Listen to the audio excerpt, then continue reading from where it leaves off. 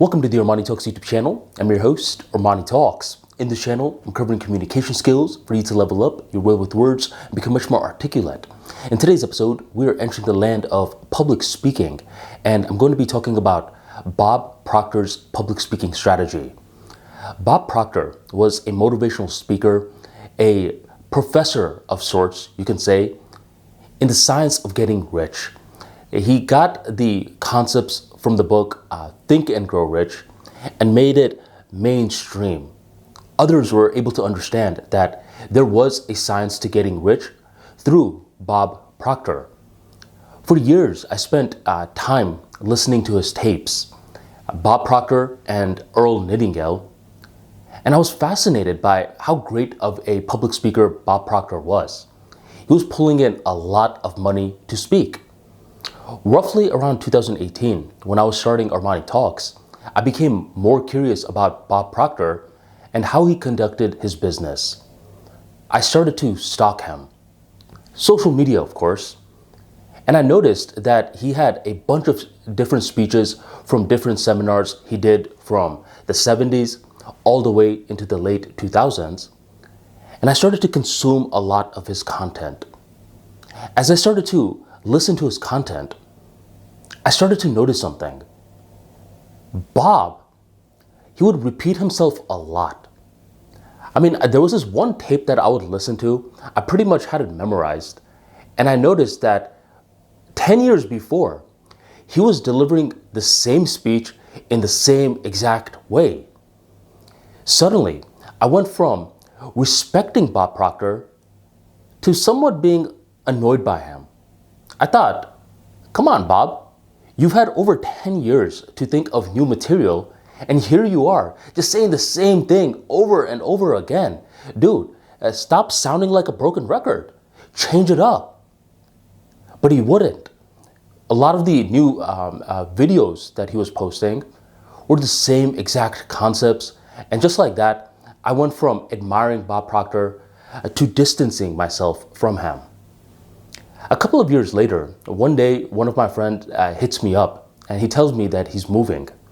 He is going to start his journey to be a motivational speaker. I couldn't believe it. This was going to be the first ever motivational speaker that I was going to know in my inner crew. I told him, once you make it big, you gotta tell me everything that you know. He said he will. A couple of months goes on by. One day, I'm bored. I hit him up and we're talking on the phone, and I ask him, dude, what does the life of a motivational speaker look like? And he had to remind me. He said, Armani, you have to realize that I'm new to the game. So unfortunately, I don't have a lot of money right now. And since I don't have a lot of money, I have to do a lot of the work by myself. Most of my day, I'm just doing cold outreaches to schools, to businesses, and to other venues for me to speak at their venue. And often, I'm offering to speak for free so I could build my portfolio. I said, really, man? When you told me you were going to be a motivational speaker, I was thinking of the glitz and the glam. And you're telling me most of your day is just spent sending emails? And he said, well, that's not all. I also practice my speech for 2 hours. Still, I wasn't impressed.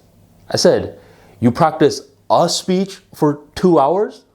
Why don't you practice more than that? Within 2 hours, you could at least get out 5 speeches. Why are you only practicing one? And then he says, Armani, I don't just practice one speech in one day out of the week. I practice that same speech throughout the entire month, throughout the entire year. The same speech. Why? And he told me, he said that for public speakers, what they do is they get their best work and they just keep repeating it until it becomes super polished and they could deliver it in their sleep. And the better that they can deliver this amazing work that can transform people's lives, and the more that they improve their delivery, this speech will actually transform people's lives. And that's when I started to respect Bob Proctor again because I understood what Bob Proctor was doing. Rather than being super scattered with his message, talking about all these different concepts, he understood the nucleus of his message, the most important part, and he just kept polishing it, polishing it, polishing it for decades. So as soon as he delivered that speech to a guy like me, I would be tempted to listen to it every single day because I keep wondering, how is he such a great speaker? Bob Proctor taught me that it's not all about just being scattered with your approach. It's really about finding what's working for you and just keep doubling down on it. At first, it's going to be a very rough idea. The more that you practice it, the more that it's going to become polished. Polish it more, polish it more, polish it for decades. And eventually, whenever people hear this speech for the first time, they are going to feel mesmerized. They're going to think, my goodness, it's like he's speaking right to me. It's because you are. It's because you spent a long time practicing and making things perfect.